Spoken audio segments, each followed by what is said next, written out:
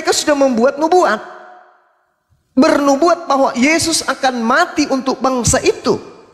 Jadi apapun alasannya, menghujat Elohim, menghujat dan seterusnya, mereka menyepakati membunuh Yesus untuk supaya menyelamatkan bangsa Israel. Teman-teman Kristen tidak masuk jatahnya. Ini dalil, Pak. Ini dalil. Dia mengatakan mulai hari itu imam besar kemudian bernubuat bahwa Yesus akan mati untuk bangsa itu. Bangsa yang dimaksud di sini nggak ada Kristen, bangsa Israel. Dan bukan untuk bangsa itu saja, tetapi untuk mengumpulkan dan mempersatukan anak-anak Elohim yang bercerai-berai. Maksudnya baca Yehezkiel 5 nomor 12. Bani Israel dibuat bercerai-berai. Dibuat bercerai-berai. Yeremia 23 nomor 2, nomor 3, nomor 6. Domba-domba bercerai-berai. Bani Israel bercerai-berai. Itulah yang akan dikumpulkan dan bangsa Israel supaya bisa terjadi, maka Yesus harus menjadi korban. Orang Kristen tak masuk di dalamnya, Pak. Orang Kristen harus membuat cara-cara baru nih supaya Yesus ini juga mati di atas tiang salib, Kristen juga dapat jatah. Tapi sayangnya pada saat disepakati pembunuhan terhadap Yesus, tak ada satupun jatah untuk Kristen. Maka Kristen harus muncul apabila mau menjadikan kejadian ini sebagai kejadian yang diperuntukkan untuk Kristen. Kristen pun harus memasukkan data-data bahwa Yesus mati untuk kami juga. Dengan cara apa? Yang tadi itu, menghujat Elohim, dosa waris dan seterusnya. Bapak membawa dosa waris di kitab Kejadian itu hanya tertera di dalam Roma 5 nomor 12. Lagi-lagi kitab Roma tidak menjadi acuan terjadinya penyaliban. Roma ditulis belakangan. Begitu, Pak. Silakan. Iya. Ya, itulah jelas. Padahal kenapa Yesus waktu itu untuk orang Israel? Karena Yesus masih fisik. Tapi setelah dia bangkit dari kematian, dia mengutus murid-muridnya, pergilah, jadikanlah semua bangsa muridku, baptislah mereka. Jadi siapa yang percaya dibaptis dan diselamatkan. Sesuai dengan waktu awal, waktu Yesus baru datang sebagai anak manusia, waktu bayi itu kan, karena begitu besar kasih Allah akan dunia ini sehingga ia tunggal, barang siapa yang percaya kepadanya tidak binasa, melainkan beroleh hidup yang kekal. Nah, sejak itulah umat-umat Israel itu percaya kepada Yesus yang fisik. Tapi kita yang Kristen sekarang ini mengimani Yesus yang adalah Allah, bukan mengimani Yesus yang adalah fisik, manusia atau anak Maria. Waktu itu tidak, zaman kita sudah berbeda. Jadi setelah Yesus bangkit, dia mengatakan, pergilah jadikanlah semua bangsa muridku. Jadi jelas, sampai semua bangsa muridku, semua bangsa, termasuk kita yang ada di Indonesia. Gitu. Silakan. Nah, saya menghargai itu iman saudara saya Kristen. Lagi-lagi saya katakan, itu iman saudara, iman yang muncul belakangan, yang tidak menjadi dasar pijakan penyaliban. Kalau ini dipaksakan, Pak, nanti berat jadinya. Kenapa saya katakan berat? Kalau Matius 28 ini dijadikan sebagai acuan sampai kepada data 20, nanti iman Kristen mentok lagi di situ. Kenapa saya mengatakan, ajarlah mereka melakukan segala sesuatu yang kuperintahkan kepadamu. Ini bukti bahwa Yesus ini tidak diutus untuk orang Kristen. Karena kalau ini murid Yesus yang benar-benar disuruh ke seluruh bumi, membaptis dalam nama Bapa, Anak dan Roh Kudus, tidak akan sampai kepada kekristenan. Kenapa? Murid-murid hanya diperintahkan, hanya diajarkan melakukan segala sesuatu yang diperintahkan. Murid Yesus tidak pernah diperintahkan, mohon maaf, masuk ke gereja. menyembah Yesus. Nah, pernah diajarkan. Makan babi, tidak disunat, menyembah Yesus, dan tidak pernah diajarkan itu, tak pernah. Dan ajarlah mereka melakukan segala sesuatu yang telah kuperintahkan kepadamu. Nah, hari ini para pendeta mengajarkan orang-orang Indonesia menyembah Yesus. Tolong tunjukkan mana perintah Yesus kepada muridnya agar muridnya ke seluruh dunia mengajar orang untuk menyembah dirinya. Jadi akan semakin berat, Pak. Makanya saya katakan pondasi awal memang sudah, mohon maaf, dari awal memang sudah keliru. Ini Al-Quran yang menjelaskan kepada kami. Wa makaru, mereka membuat tipu daya, mereka membuat makar. Wa makarallah, Allah membalas makar mereka. Wallahu khairul makirin, dan Allah adalah sebaik-baiknya pembalas tipu daya yang mereka buat. Nah, coba kita telaah. Kita orang berpendidikan. Oh iya ya, hari ini saya mengajak jemaat saya nyembah Yesus. Ada perintahnya enggak? Sementara ketika saya dialog dengan Bang Suma, Matius 28 nomor 19 masih ada nomor 20-nya, endingnya di situ. Dan ajarlah mereka melakukan segala sesuatu yang telah kuperintahkan kepadamu. Nah, ini bahaya. Ditambah lagi Yohanes 14:31. Ini kita semakin jauh. Kalau saya sebagai Kristen, saya semakin jauh jadi dari Yesus jadinya. Kenapa? Karena di situ diterangkan dengan sangat jelas. Tetapi supaya dunia tahu, supaya Bang Suma tahu, pendeta Omo tahu, dan semuanya tahu bahwa aku Yesus mengasihi Bapa, dan bahwa aku Yesus melakukan segala sesuatu seperti yang diperintahkan Bapa kepadaku. Dan sedangkan di dalam 1 Yohanes 2 nomor 6, di situ sangat jelas dikatakan barang siapa yang mengikutinya di dalam Yesus, dia wajib hidup sama seperti Yesus hidup. Barang siapa yang mengaku dirinya ada di dalam Yesus, maka dia wajib hidup sama seperti Yesus hidup. Bagaimana Yesus hidup ketika dia ada di bumi?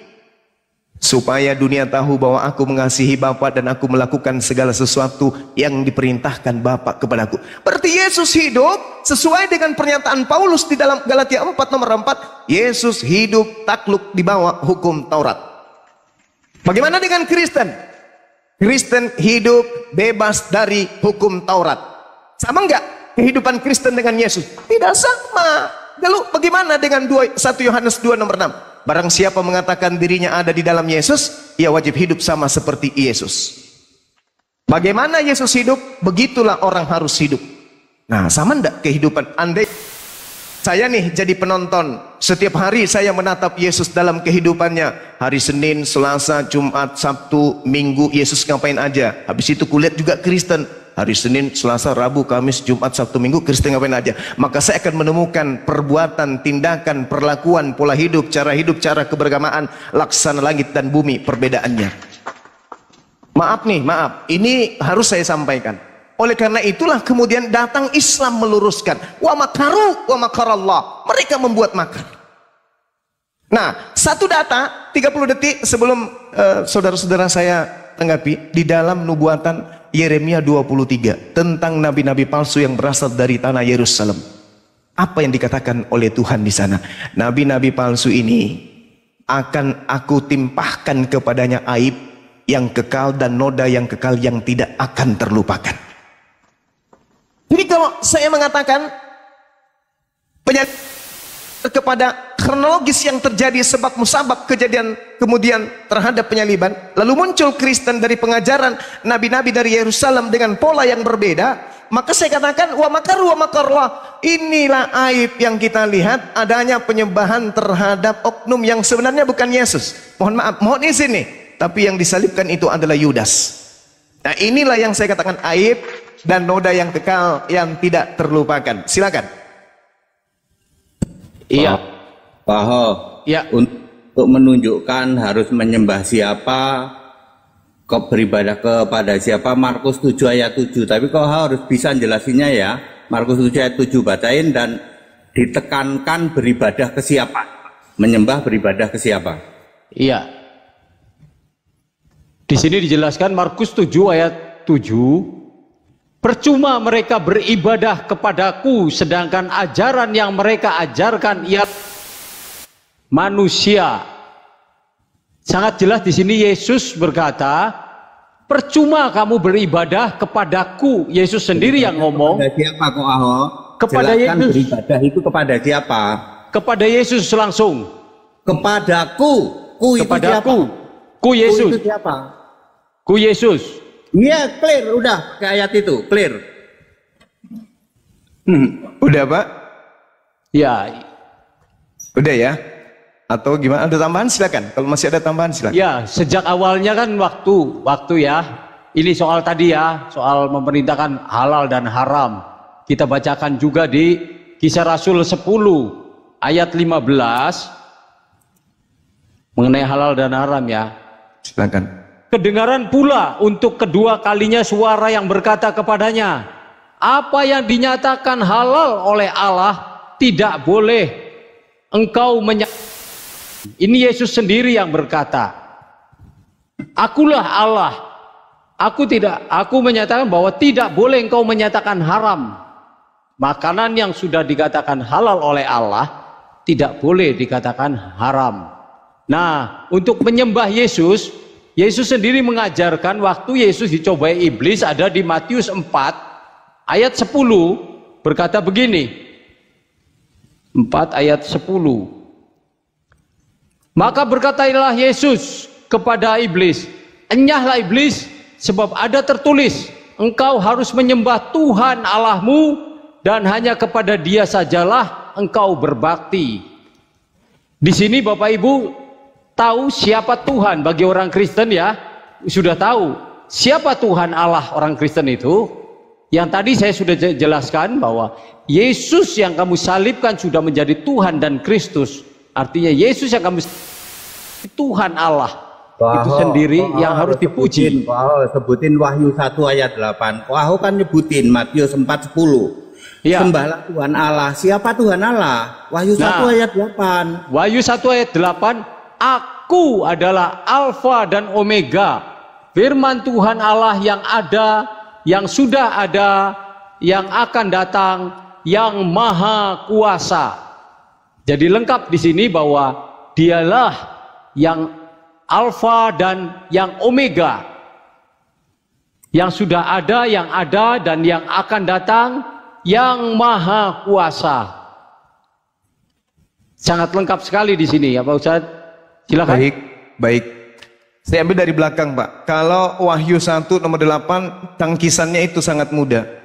Baca nomor satunya. Inilah wahyu Yesus Kristus yang dikaruniakan, didomi, artinya diberikan. Jadi wahyu Yesus yang adalah pemberian. Itu yang pertama. Yang kedua, teruskan baca di data nomor 18-nya. Jangan takut, aku adalah yang awal, yang akhir. Dalam bahasa Yunani di sini, itu hanya A dan O. Itu hanya A dan O.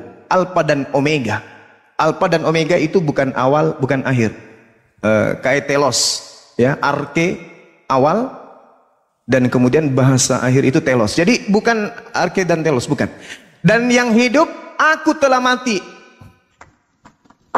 Namun lihatlah aku hidup sampai selama-lamanya. Aku telah mati.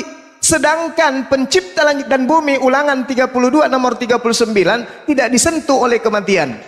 Gugur Pak ya. Nah, lalu kemudian ketika berbicara mengenai Markus berapa tadi Anda katakan menyembah, Markus 7 nomor 7. Yesus berkata, satu, aku tidak berkata-kata dari diriku sendiri. Apa yang aku katakan adalah apa yang diperintahkan oleh Bapa untuk aku katakan dan aku sampaikan. Kalau Bapa memerintahkan kepadaku berkata, akulah Tuhan, tiada Tuhan selain aku, akulah Tuhan pencipta langit dan bumi, Yesus pun akan menuruti itu. Tapi perkataan Yesus itu bukan perkataan dia.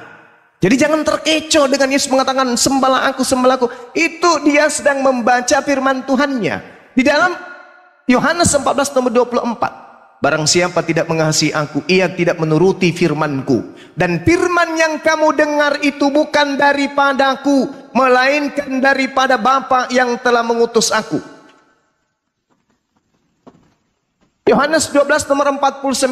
Aku tidak dapat berkata-kata dari diriku sendiri. Apa yang aku katakan adalah apa yang diperintahkan untuk aku katakan dan aku sampaikan. Jelas itu. Nah, sehingga kalau saudara-saudara saya pendeta membela keimanan Yesus, Mesias, dia nabi, dia rasul, dia anak Tuhan, justru itulah disalib.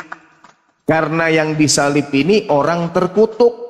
Yesus tak ada alasan untuk dia terkutuk, tak ada satu pun, tak ada alasan yang bisa kita cari kecuali bapak-bapak pendeta ini ikut tipikal para imam kepala mahkamah agama mencari kesaksian-kesaksian palsu hari ini. Silakan Anda membuat kesaksian palsu. Berarti kedudukan saudara dengan iblis yang merasuki Yudas sama aja. Saya tidak bisa membedakan antara iblis yang merasuki Yudas dan juga imam kepala yang bersaksi palsu dan orang Farisi dan mahkamah agama serta imam-imam kepala yang dengki kepada Yesus dengan bapak-bapak pendeta yang menginginkan Yesus mati di atas tiang salib. Sungguh mati saya tidak bisa membedakan antara pak pendeta dengan mereka. Sedangkan Tuhan, kalau antara Tuhan dengan saudara pendeta yang ada di sini, itu bisa saya bedakan. Tuhan mengatakan dalam Amsal 6 nomor 16, 6 perkara yang dibenci oleh Elohim, 7 kekejian di dalam hatinya. Di antara 6 dan 7 perkara yang dibenci dan kekejian ini, Tuhan mengatakan salah satunya adalah membunuh, menumpahkan darah orang yang tidak bersalah. Nah, ini membeda. Saya bisa membedakan antara Tuhan dengan saudara-saudara pendeta. Tapi kalau antara iblis, imam kepala mahkamah agama, saya tidak bisa membedakan. Kalian sama aja. Tuhan mengatakan di dalam Keluaran 23 nomor 7, jangan kau bawa-bawa perkara dusta, jauhkan dirimu dari perkara dusta. Orang yang benar tidak boleh kamu bunuh, orang yang tidak bersalah tidak boleh kamu bunuh. Ini Tuhan nih. Kalau ini saya bisa bedakan dengan saudara-saudara Kristen, dengan pendeta saya nih. Tapi kalau yang tadi, Yesus orang suci, Yesus orang dikasihi, Yesus orang dimuliakan, tapi diinginkan dibunuh, itu tak ada beda. Yang merasuki Yudas, imam kepala mahkamah agama, orang Farisi dengan pendeta-pendeta dan jemaatnya. Tapi kalau berbicara mengenai Elohim, harus kau jauhkan dirimu dari perkara dusta. Orang yang tidak bersalah dan orang yang benar tidak boleh kau bunuh, sebab aku Tuhan tidak akan membenarkan orang Kristen. Kan orang Kristen mengatakan, ditanya tuh, wahai saudara-saudaraku Kristen, wahai bapak pendeta yang saya hormati, apa alasannya Yesus ingin dibunuh? Untuk menebus dosa-dosa kita. Dosa apa aja? Membunuh, memperkosa, merampok, apalagi mencuri, nepotisme, korupsi, apalagi memburit, apalagi dan seterusnya. Itu alasannya Yesus dibunuh. Supaya apa? Untuk menghapus dosa-dosa kita itu semua. Tapi Tuhan mengatakan, sebab aku tidak akan membenarkan orang-orang yang berdosa. Saya bingung Pak Pendeta. Saya tidak bisa membedakan antara Bapak, mohon maaf, dengan iblis yang merasuki Yudas. Yesus mati. Sementara Tuhan Elohim tidak menginginkan Yesus mati. Heran saya. Mungkin ada narasi yang bisa dibangun, yang berdata, yang bisa membuat otak saya ini agak sedikit segar dengan jawaban saudara Bapak Pendeta. Silakan. Ya, terima kasih. Pertama saya bantah dulu bahwa Yudas yang menggantikan. Ya. Nggak perlu, itu nggak perlu. Kita sudah clear yang disalib Yesus. Kau harus jelasin Wahyu 1 ayat 8 itu Yesus sudah roh. Dia beda dengan Yesus di bumi. Waktu di bumi dia bilang aku hanya dengan Allah. Yang sudah roh itu Yesus sudah Allah itu. Kau jelasin, bedain Wahyu 1 ayat 8 huruf merah, perkataan Yesus tidak mewakili siapa-siapa. Kalau waktu di bumi betul, karena dia masih fisik. Ya, jelaskan bahwa Wahyu 1 ayat 8 itu Yesus sudah roh. Ketika dia berkata, I am Alpha Omega, ya dia Gusti Allah itu, dia Tuhan Allah itu. Bahasa itu. Kau jelasin bedanya waktu di bumi dengan sudah di Wahyu 1 ayat 8. Itu beda itu, ya. Fokus itu aja soal yang disalib Yudas sudah lupakan aja. Ya. Ayat itu nggak bisa dibantah kok. Ayat itu nggak bisa dibantah. Biarin mereka muter-muter, biarin. Ayat itu nggak bisa dibantah. Yang disalib Yesus, yang diturunkan mayat Yesus. Yang penting kau sekarang jelasin Wahyu 1 ayat 8 itu beda dengan huruf-huruf merah di Matius, Markus, Lukas, Yohanes. Ya, oke, silakan. Iya. Ya. Silakan, Pak. Waktu tadi Pak Ustadz juga berkata bahwa Wahyu 1 ayat 8 perkataan mewakili ya. Tapi di sini menyatakan Wahyu 1 ayat 8 dijelaskan di ayat 17 dan 18, kita baca dulu ya supaya jelas. Ketika aku melihat dia, ini Yohanes ya, tersipu di depan kakinya sama seperti orang yang mati. Tetapi ia meletakkan tangan kanannya di atasku lalu berkata, jangan takut, aku adalah yang awal dan yang akhir. Ini Yesus sendiri yang berkata kepada Yohanes. Dan yang hidup, aku telah mati, lihatlah aku hidup sampai selama-lamanya. Dan aku memegang segala kunci maut dan kerajaan maut. Dia sudah menjadi Allah, maka Yesus berkata, akulah Alfa dan Omega, yang awal dan yang akhir ini, yang maha kuasa. Jadi jelas, kalau yang maha kuasa itu bukan manusia lagi. Gak ada manusia yang maha kuasa. Jadi dia adalah Allah yang harus dipuji selama-lamanya. Sebab sesuai dengan Yudas 1, dia adalah Allah yang esa, Allah yang benar, Allah yang maha kuasa. Saya bacakan di 5, Allah yang esa, juru selamat kita oleh Yesus Kristus, Tuhan kita. Bagi dialah kemuliaan, kebesaran, kekuatan dan kuasa sebelum segala abad, sekarang sampai selama-lamanya. Jadi sejak awal sampai akhir dan selama-lamanya ini adalah Yesus sendiri.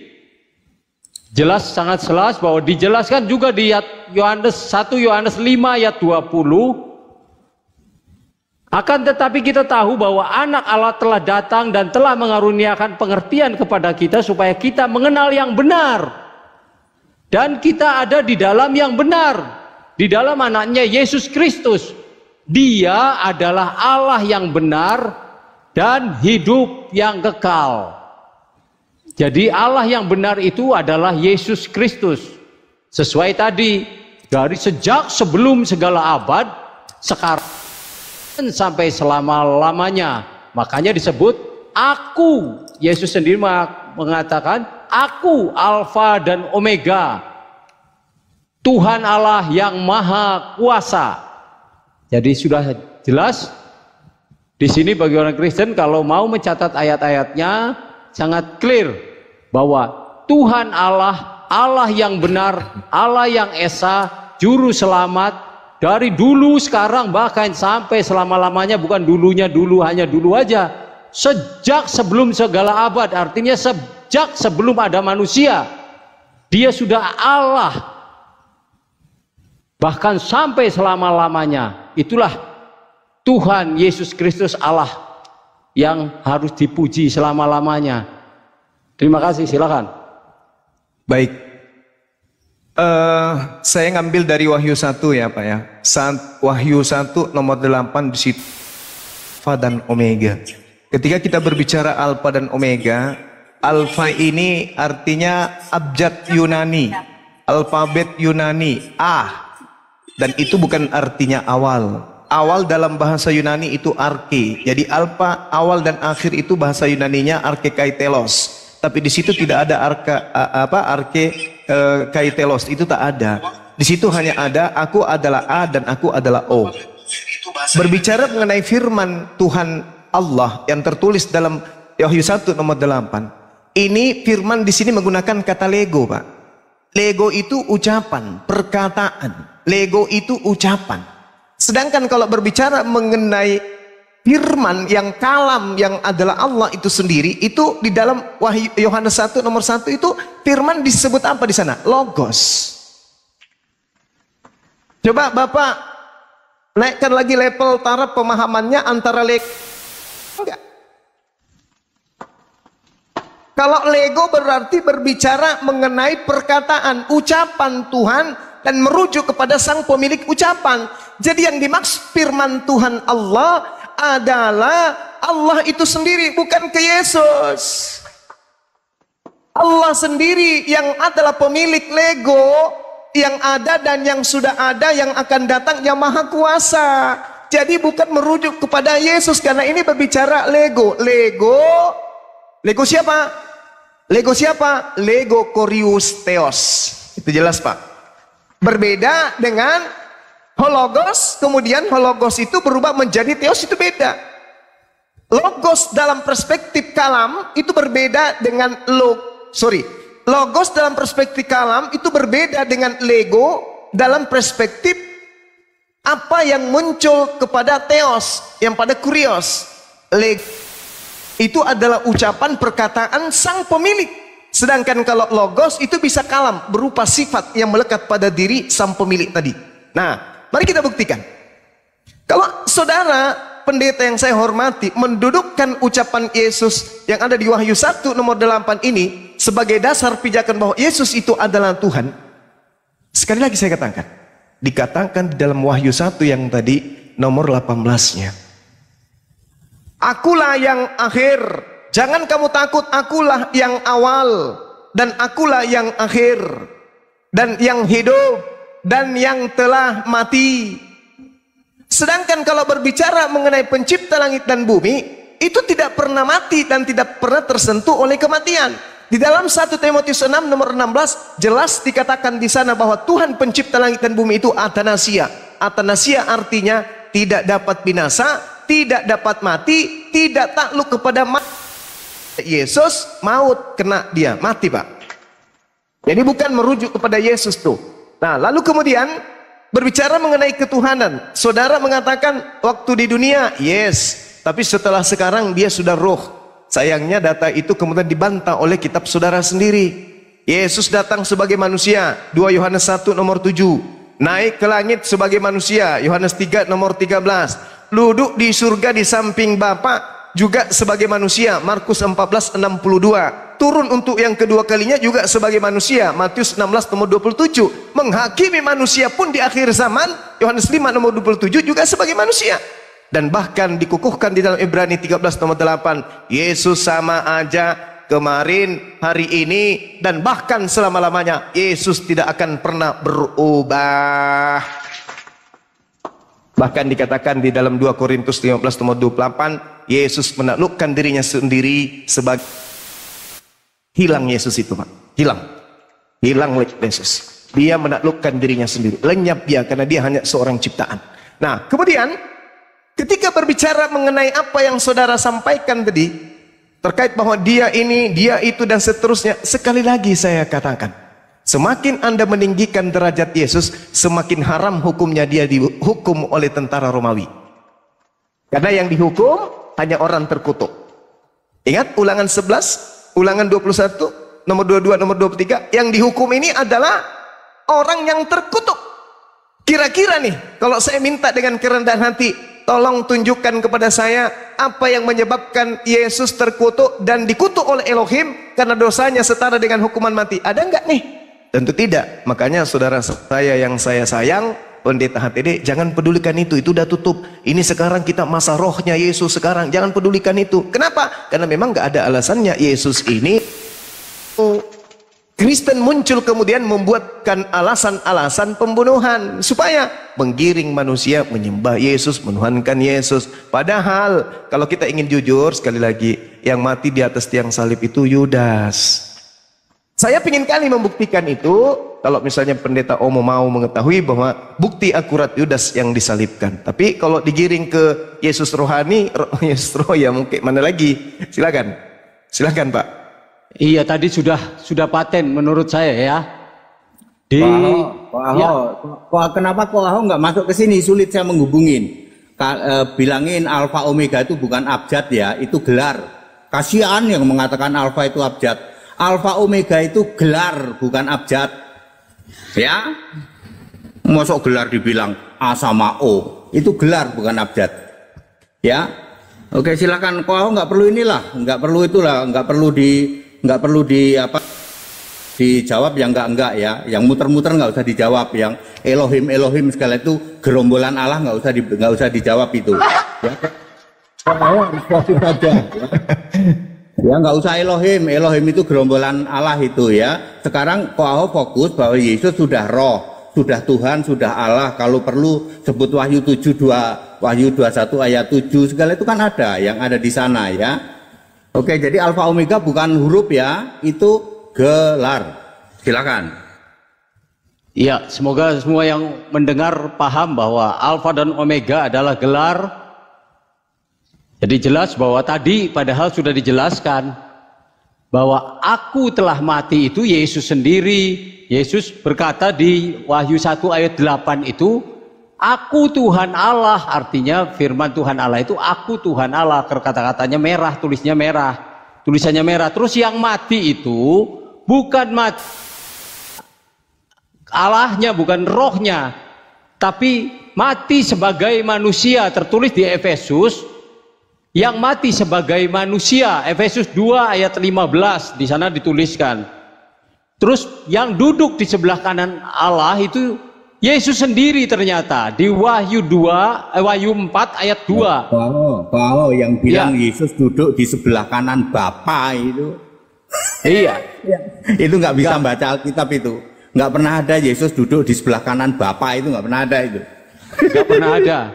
Nggak pernah ada. Kita klik aja, tulis duduk di sebelah kanan, nanti muncul.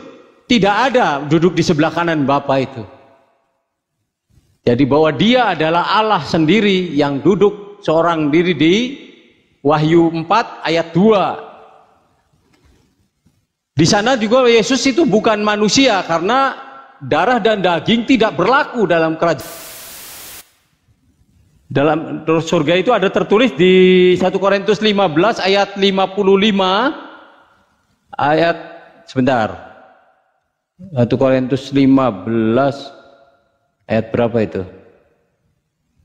2 Korintus apa? Sebentar,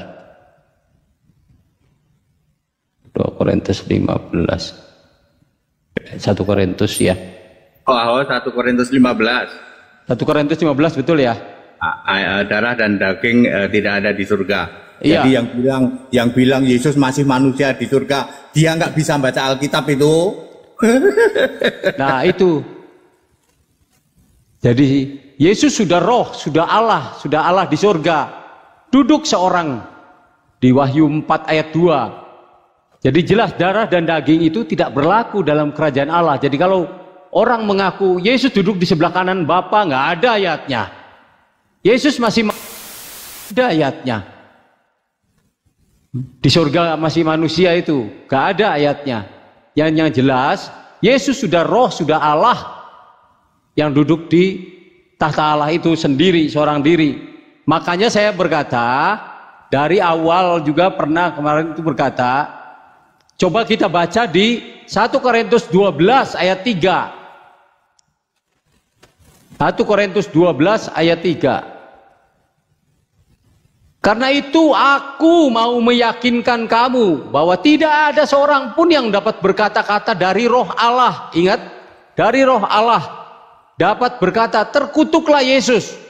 Dan tidak ada seorang pun yang dapat mengaku Yesus adalah Tuhan selain dari Roh Kudus.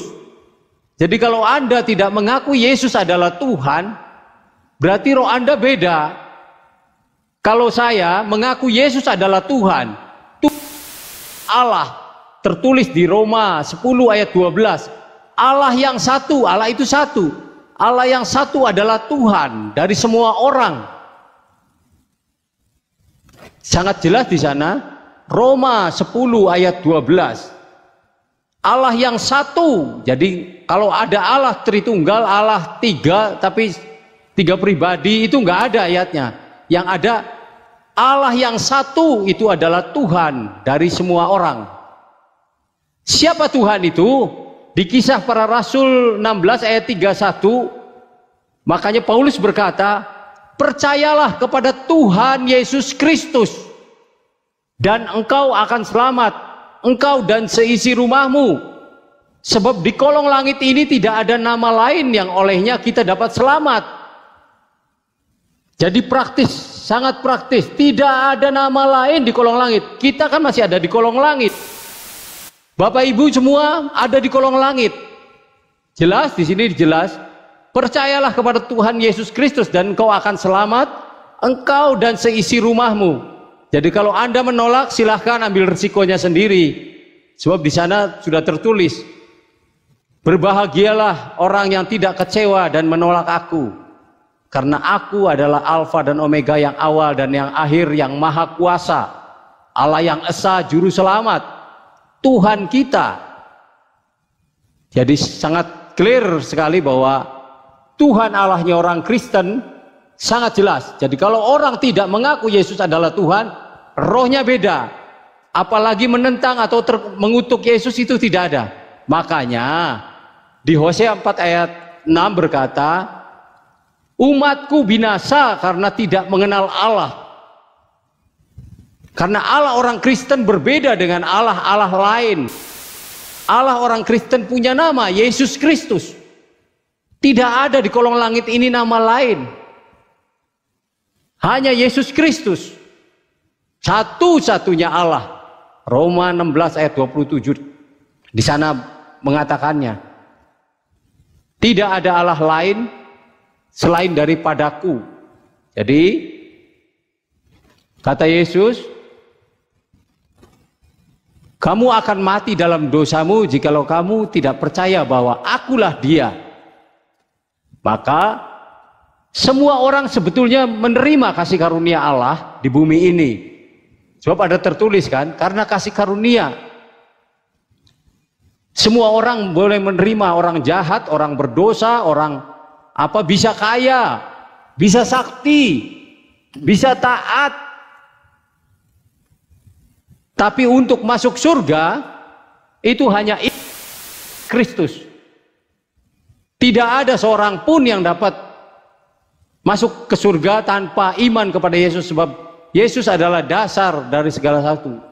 Iman adalah dasar dari segala sesuatu.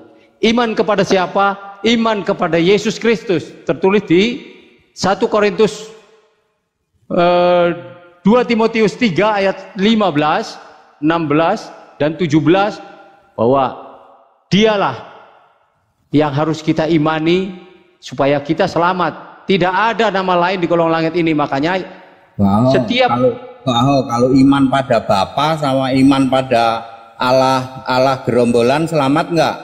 Lautan api itu, Pak Dede. Akan binasa. Tadi jelas sudah ditulis bahwa umatku binasa karena tidak mengenal Allah. Bapa dijadikan Allah, gerombolan Allah lain itu selain daripada Yesus itu kan tidak ada hadapanku. Jangan ada Allah lain di hadapanku, karena di kolong langit ini tidak ada nama lain. Dan semua lutut bertelut. Semua yang di langit, yang di bumi, yang di bawah bumi, sekalipun harus bertekuk lutut kepada Yesus Kristus. Apakah Yesus Kristus itu nama manusia? Iya, waktu diberikan Allah kepada manusia supaya kita mengenal Yesus Kristus adalah Allah yang sesungguhnya. Bahwa Yesus Kristus itu nama Allah, Allah yang benar, Allah yang maha kuasa, Allah yang Alfa dan Omega. Silakan. Iya, Pendeta Omo, sudah berulang. Silakan Guru. Iya. Jadi kalau berbicara tak ada nama itu bohong. Nama Yesus itu dalam bahasa Ibrani disebut Yosua. Sebelum anak Maria dipanggil Yesus, Yosua itu lebih dulu asisten Musa sudah dinamai dengan Yosua. Ya. Mengenai Kristus, Yesusnya sudah diambil lebih dulu dari asisten Musa Yosua. Kristusnya lebih dulu diambil oleh Henok, Harun, Daud, Salomo, Saul. Jadi itu cara-cara yang dibangun kemudian. Nah, sekarang kita masuk ke dalam penjabaran saudara. Kenapa terlalu jauh Yesus harus menjadi Tuhan? Itu tadi. Karena saya tidak bisa membedakan antara Bapak dengan yang merasuki Yudas, orang Farisi, maka saya nggak bisa membedakan. Nah, tapi saudara tidak mau ke sana. Baik. Yang dikatakan kemudian di dalam Wahyu 1 nomor 8 yang tadi, itu kan ada pernyataannya di sana. Apa yang dikatakan Wahyu 1-nya? Firman Tuhan Allah. Firman Tuhan Allah itulah yang menceritakan tentang terdahulu dan terkemudian. Makanya di dalam kitabnya orang Yahudi diceritakan bahwasanya pencipta langit dan bumi itu terdahulu dan bukan cerita yang terbangun kemudian. Beginilah firman Tuhan, Raja dan Penebus Israel, Tuhan semesta alam. Akulah yang terdahulu dan akulah yang terkemudian. Tidak ada Tuhan selain daripada aku. Saudara pendeta HTD mengatakan, Alfa dan Omega itu bukan abjad. Siapa bilang, Pak? Yang bukan abjad itu adalah yang gelar itu adalah Rison wa Akharon dalam bahasa Ibrani. Itu gelar yang maha awal, maha akhir. Rison, Akharon, wa Akharon, dan maha akhir. Itu baru gelar. Dalam bahasa Yunaninya prota arkotera. Itu baru gelar, Pak. Kalau Alfa Omega itu bukan gelar, itu AO. Alfa itu AO, itu adalah huruf O. Dan Indonesia hebat karena abjad yang lebih terakhir itu Z. Kalah. Zuma ada huruf Z-nya, lebih hebat ya Zuma karena dia terakhir. Dia montoknya di huruf O, kasihan. Ya? Nah, sekarang kalau Bapak mengatakan itu gelar, gelar dari mana Yesus dapatkan gelar? Gelar apa yang disebatkan kepada Yesus? Dia ada setelah ibunya melahirkan. Berakhir kemudian setelah dia mati.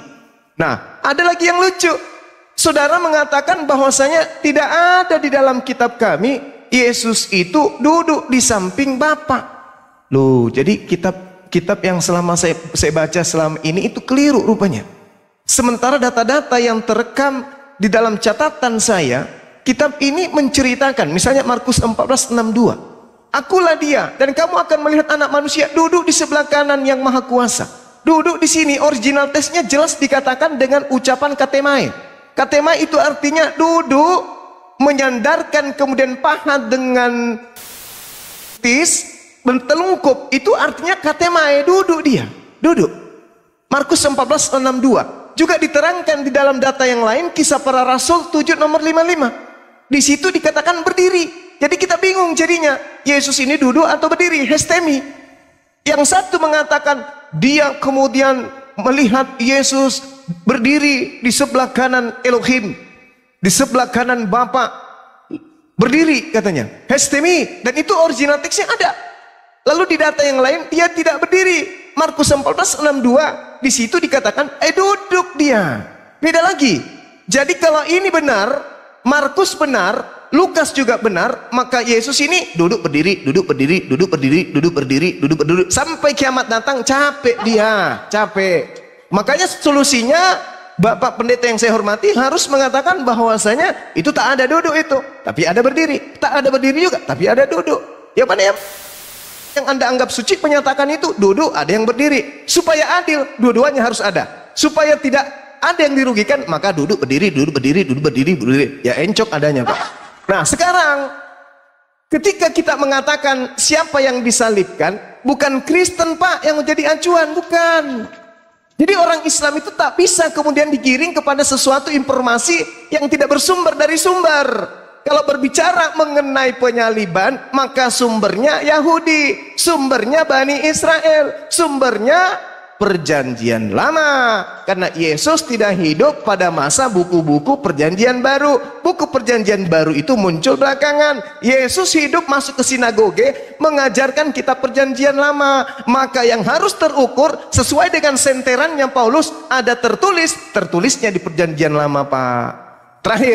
Terakhir nih, ini menjadi pertanyaan sekaligus kepada kedua pendeta yang saya hormati. Pengakuan di dalam Matius 26. Nah, hati-hati, atur napas, jawab dengan akurat. Di dalam Matius 26 nomor 26 ini Yesus sendiri nih yang berkata, menurut catatan kitab saudara saya. Baca pelan-pelan, kita baca pelan-pelan.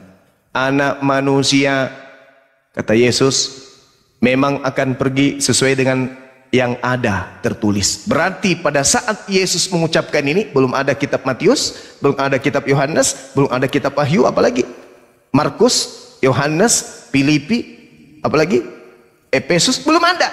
Sementara Yesus dengan berani lantang mengatakan, anak manusia memang akan pergi, aku anak manusia memang akan pergi sesuai dengan apa yang ada tertulis tentang aku.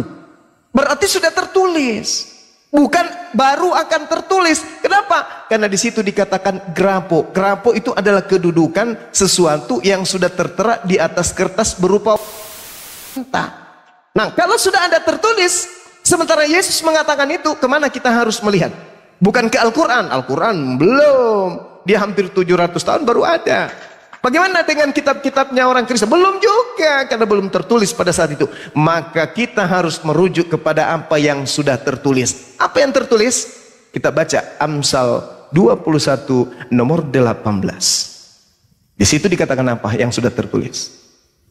21-nya di kitab Amsal yang sudah tertulis, orang fasik dipakai tebusan bagi orang benar, dan pengkhianat sebagai ganti orang yang jujur. Satu. Yang sudah tertulis yang lain dikatakan juga di dalam Amsal 11 nomor 8. Kita lihat Amsal 11 nomor 8. Jangan alergi Pak, karena ini kitabnya orang Kristen juga, katanya sih gitu. Orang benar diselamatkan dari kesukaran, lalu orang fasik menggantikannya. Siapa yang pas? Yang makan suap. Mana dalilnya yang makan suap itu adalah orang fasik? Amsal 17 nomor 23. Apa yang diceritakan di sana? Jelas sekali orang fasik adalah yang menerima suap dan dari pundi-pundi untuk membelokkan jalan hukum. Jalan hukumnya dibelok-belokkan tuh. Sehingga orang fasik ini tadi yang makan suap membelok-belokkan hukum-hukum sehingga muncullah kekristenan. Mohon maaf. Ini data Pak. Karena Yesus sendiri mengatakan, aku Yesus akan pergi sesuai dengan apa yang sudah tertulis. Berarti yang sudah tertulis yang harus kita cari. Jangan yang baru akan tertulis. Maka muncul Amsal 11:8. Orang benar diselamatkan dari kesukaran. Yesus benar atau salah? Yesus benar. Yang salah siapa? Yudas. Kenapa? Karena dia orang fasik. Apa buktinya? Dia makan suap. Mana dalilnya? Amsal 17 nomor 23. Maka yang disalibkan menurut Paulus, orang yang terkutuk di atas tiang salib. Siapa yang terkutuk? Orang yang dihukum sesuai dengan hukuman yang diterangkan dalam Ulangan 21 nomor 22-23. Orang yang terkutuk oleh Tuhan. Siapa yang terkutuk oleh Tuhan? Mereka yang makan suap. Mana dalilnya? Satu terakhir Pak, Ulangan 27 nomor 25. Di situ diterangkan Yudaslah yang terkutuk. Terkutuklah orang yang menerima suap untuk membunuh manusia yang tidak bersalah, dan seluruh bangsa Israel harus berkata amin. Silakan Anda bantah. Ini data Pak. Silakan. Ko Ahok, Bang Juma, saya rasa memang ini sudah terakhir ya, sudah jam 22. Baik. Jadi saya yang akan jawab ya. Ko Ahok, sorry saya yang jawab ya. Ya, soal silakan Master. sebelah kanan dan berdiri, duduk dan berdiri, mohon maaf itu kiasan. Ya, duduk dan berdiri itu arti kiasan, bukan dari duduk begitu ya. Kenapa berdiri? Stefanus kenapa? Ini yang pasti Anda bingung. Stefanus mati dirajam sebelum Yesus mati disalib. Pasti Anda bingung. Di dalam Kisah 7 ayat 56. Ya, Stefanus mati disalib, Stefanus mati dirajam sebelum Yesus mati disalib. Makanya Stefanus bilang, aku melihat Yesus atau itu berdiri.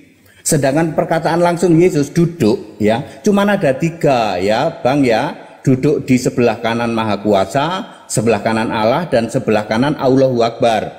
Ya, cuman ada 3 itu. Nggak pernah ada sebelah kanan Bapa, nggak pernah ada. Yang disebut duduk sebelah kanan, Yesus berubah dari anak manusia menjadi Maha Kuasa, dari anak manusia menjadi Allah, dari anak manusia menjadi Allahu Akbar, dari fisik menjadi roh. Itu maksudnya arti kiasan duduk sebelah kanan. Ya, seperti itu. Ya, makanya semua gereja yang penyembah gerombolan para Allah itu fisik, salah, itu kiasan duduk sebelah kanan, berdiri. Bukan Yesus berdiri duduk, ya. Itu mah pemahamannya dari gerombolan para Allah itu, penyembah Bapa itu, ya. Dan tidak pernah ada duduk sebelah kanan Bapa. Oke, Bapak Ibu Saudara, saya nggak perlu menjelaskan terlalu inilah, saya sudah ngerti ya. Memang memahami Alkitab itu saya sudah tahu sih ya. Yang seperti ini pasti Bapak-bapak tidak memahami. Pasti tidak memahami seperti ini ya. Mosok Yesus terkutuk di gara-gara membaca Galatia 13, mosok Yesus terkutuk, mbok dibaca yang benar, gantinya kita. Yang terkutuk itu kita. Lalu Yesus itu menggantikan kita. Yang terkutuk itu kita, bukan Yesus. Baca ayat begitu kok sampai nggak paham loh. Kalau nggak paham pakai bahasa Inggris. Ya, pakai bahasa Inggris kalau nggak paham. Ya, Wahyu 1 ayat 8 itu bahasa Inggrisnya said Lord God. Firman bukan said Lord God, kata Tuhan Allah ya, kata Yesus itu. Makanya dibandingkan ya, jangan bandingkan pakai Alkitabnya Bapak Gereja.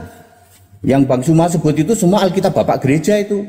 Ya, kami nggak mengakui itu ya. Sorry ya, itu Alkitab Bapak Gereja yang sering digotong-gotong 2 koper itu ya. Ya, kita itu pakai Alkitab Kristen sekarang ini yang ada huruf merah, ada huruf hitam, ada huruf besar. Nggak ada itu logos. Yohanes 1 ayat 1 itu bukan logos. Ya itu leksi, itu arkontas. Makanya yang mengatakan logos 2000 tahun nggak clear. Yohanes 1 ayat 1 2000 tahun nggak akan clear. Yang memahami logos, lah itu kan Alkitabnya Bapak Gereja, berasal dari kodek, kode togel, suara tokek, tak kasih tahu. Itu bukan Alkitab, bukan firman Allah. Ya, kalau firman Allah itu bacalah yang sekarang ada KJV, ada BBE. Ya, itu dulu lah ya. Terima kasih ya. Terima kasih semua Ko Aho, terima kasih ya Ko Aho ya. Saya rasa sudah malam juga sih, dan Bang Yuma. Iya Pak. Terima Silakan, kasih Pak. juga Sama-sama. di Celebes juga si Valen. Terima kasih ya. Mohon maaf ya, kita nggak apa-apa, tidak ketemu satu titik ya, memang tidak bisa ketemu. Tapi kami bersyukur ya, seperti inilah kami ya, seperti ini ya. Jadi Ya. terima kasih. Tapi acara belum beres Pak Pendeta, masih 15 menitan lagi. Sabar dulu ya. Kasihan juga Pak Ahok. Enggak, tenang. Ko Ahok sama Pak Pendeta Heritan kita kan enggak pakai urat. Jadi sesi ini sekarang waktu untuk netizen yang budiman yang sudah menyaksikan kita untuk bertanya satu pertanyaan masing-masing kepada kedua belah pihak gitu. Nah, sebelum ke sana tadi kan udah closing dari Pak Pendeta. Silakan Gurunda closing ya mengenai topik. Baik. Ya, saya hanya ingin mengatakan bahwa kita menghargai itu iman saudara kita Kristen. Ya. Kemudian kita tetap teguh sebagai Muslim juga, kemudian menyatakan bahwa Nabi kita yang datang kepada Bani Israel tetaplah Nabi, tidak berubah menjadi Tuhan dan seterusnya. Dan memang Nabi kita ditolak pada zamannya. Kemudian tugas kita hanya menyampaikan dan memperingatkan. Bagi orang-orang yang mau mendengarkan peringatan silakan, yang tidak mau mendengarkan juga silahkan tetap teguh terhadap pendirian iman. Kita beriman terhadap agama kita masing-masing. Kita jadikan kebenaran terhadap iman kita masing-masing. Apa yang saya sampaikan menjadi edukasi kepada orang-orang Islam, dan yang Pak Pendeta sampaikan juga edukasi untuk saudara-saudara kita Kristen yang mengimani. Dan kepada saudara Kristen yang disampaikan oleh Pak Pendeta tadi bahwa itu adalah kitab buatan, tolong jangan menjadi sakit hati, karena memang kenyataannya seperti itu sih, gitu. Saya kira begitu dari saya sebagai closing. Mudah-mudahan dialog seperti ini tetap bisa dilakukan, dilaksanakan kemudian. Terima kasih. Ya. Lanjut. Assalamualaikum warahmatullahi wabarakatuh dan semangat malam. Silakan Dos, kalau ada yang mau nanya. Masya Allah Gurunda, mantap closingnya. Terima kasih juga untuk Pak Pendeta dan Ko Ahok ya. Berikutnya kita masuk ke sesi yang hampir terakhir, yaitu sesi tanya jawab dari para netizen yang budiman yang menyaksikan dialog kita. Yang di atas mungkin Bang Hani. Saya. Oke, silakan. Oke, makasih. Kepada kedua atau ketiga narasumber ya, sederhana kok ini mengenai topik ya. Bang Juma juga harus menjawab, dua pendeta juga harus menjawab. Apa sih sebenarnya yang ingin Anda capai? Sehingga di sini ada perbedaan sangat signifikan antara yang ada yang disalib dan tidak disalib. Kalau untuk Pak Pendeta, kenapa sih selalu yakin banget gitu loh? Ini kan anak kesayangan Bunda Maria, ini kan utusan Bapak dari surga. Apa yang melatar belakangi kedua pendeta sehingga ngotot sekali, bersikukuh, yakin sekali iman Anda itu bahwa Yesus Mesias atau Yesus anaknya Maria mati terkutuk di tiang salib. Kepada Bang Juma juga, kenapa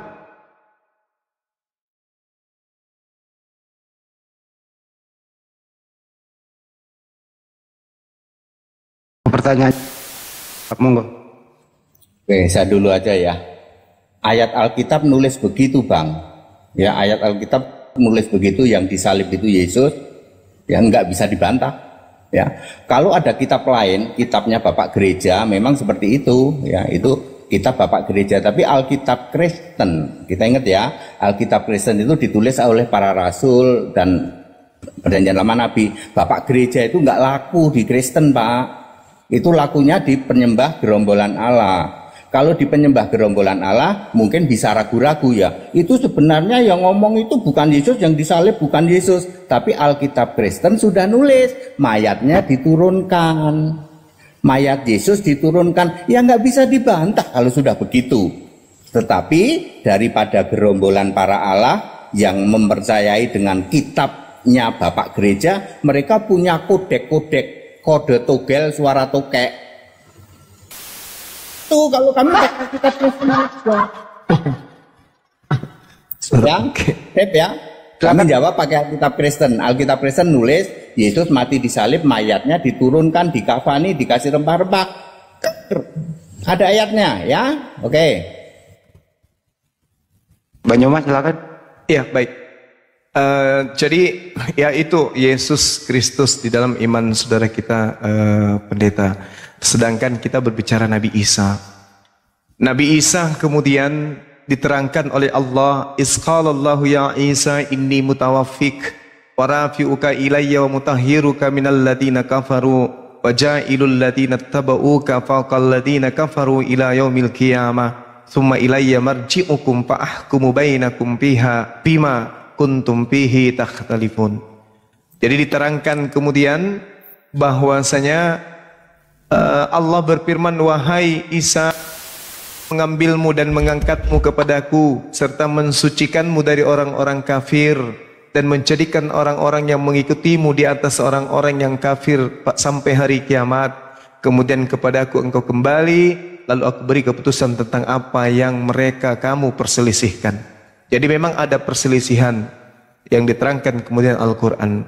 Lalu Al-Quran mengatakan fa'ammal ladina kafaru au'azzibuhum azab syadidan fid dunya wal akhirah wa ma lahum min nasirin. Nah, ini yang ngeri-ngeri sedap itu di sini.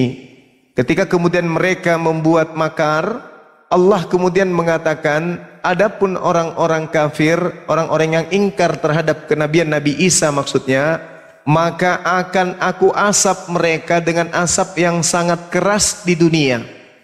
Inilah yang saya tadi bacakan di Yeremia 23, akan adanya noda yang akan menjadi noda kekal yang akan selalu dipertontonkan terhadap kejadian salib yang terjadi kepada Nabi Isa. Allah mengatakan fa'u'azzibuhum azaban syadidan fid dunya. Jadi mereka-mereka ini yang kafir terhadap Nabi Isa diberi asap yang sangat keras di dunia. Asapnya di dunia, mereka kemudian tidak mampu membedakan antara hak dan yang batil.